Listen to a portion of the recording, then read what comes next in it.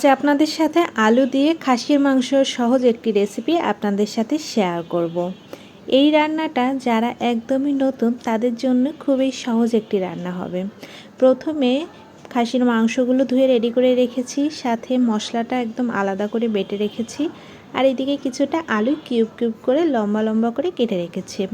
আপনাদের যাদের ব্লেন্ডার নেই তারা কিন্তু শিলপাটার মধ্যে এরকম সুন্দর করে মশলা বেটে মাংসর তরকারিটা রান্না করতে পারেন। প্রথমে যে লম্বা লম্বা কিউব করে আলুগুলো কেটে রেখেছিলাম সেগুলো একটু হলুদ আর একটু সামান্য পরিমাণ লবণ দিয়ে ভেজে রেখে তুলে নিলাম। তারপর সেই কড়াইয়ের মধ্যে পেঁয়াজগুলো দিয়ে ভালো করে পেঁয়াজটা একটু বাদামি রং করে ভেজে নিচ্ছি। মাংস রান্নার ক্ষেত্রে পেঁয়াজ ভাজাটা কিন্তু বেশি ইম্পর্টেন্ট। এই পেঁয়াজ ভাজিটা একদম পোড়াও লাগা যাবে না আর একদম হালকাও ভাজা যাবে না, একদম বাদামি রং করে পারফেক্টভাবে ভেজে নিতে হবে। তারপর পেঁয়াজের মধ্যে দিয়ে দিলাম আদা বাটা আর রসুন বাটা, দিয়ে পেঁয়াজ আর মশলাগুলো একটু ভালোভাবে কষিয়ে নিচ্ছি। তারপর এখানে গরম জল দিয়ে দিলাম মশলাটা আরও কষিয়ে নেওয়ার জন্য। সবসময় রান্নার ক্ষেত্রে চেষ্টা করবেন গরম জল ব্যবহার করার, কারণ গরম জল ব্যবহার করে তরকারির স্বাদটা একদম অটুট থাকে।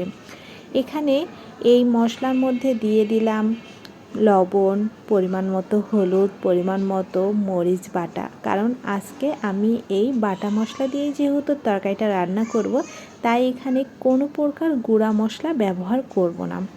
সেই জন্য আমি কিন্তু মরিচটাও বেটে নিয়েছি। এখানে মরিচ বাটা দিয়ে দিলাম, তারপর জিরা বাটা দিয়ে দিয়েছি, ধনে বাটা দিয়ে দিয়েছি, দিয়ে ভালো করে মশলাটা একদম লাল লাল করে তেল ছড়ে আসা পর্যন্ত কষিয়ে নিচ্ছি।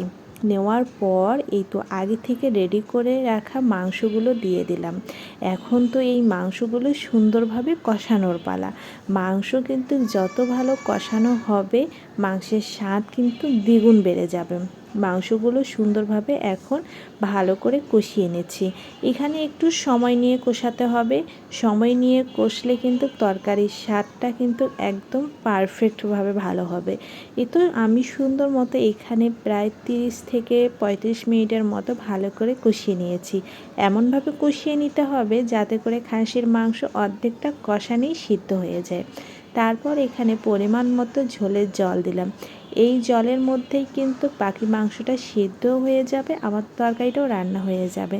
তারই ফাঁকে আমি কিন্তু আলুগুলো দিয়ে দিয়েছিলাম আর নামানোর আগে একটু গরম মশলা বাটা দিয়ে দিয়েছিলাম। রান্নাটা কিন্তু আমার একদম কমপ্লিট। দেখুন কত সুন্দর কালার এসেছে। আজকের রান্নাটা আপনাদের কাছে কেমন লাগলো অবশ্যই সেটা কমেন্ট করে জানাবেন। যদি ভালো লেগে থাকে তাহলে প্লিজ আমার চ্যানেলটিকে সাবস্ক্রাইব করে আমার পাশেই থাকবেন আর নতুন নতুন ভিডিও দেখার জন্য। ধন্যবাদ সবাইকে।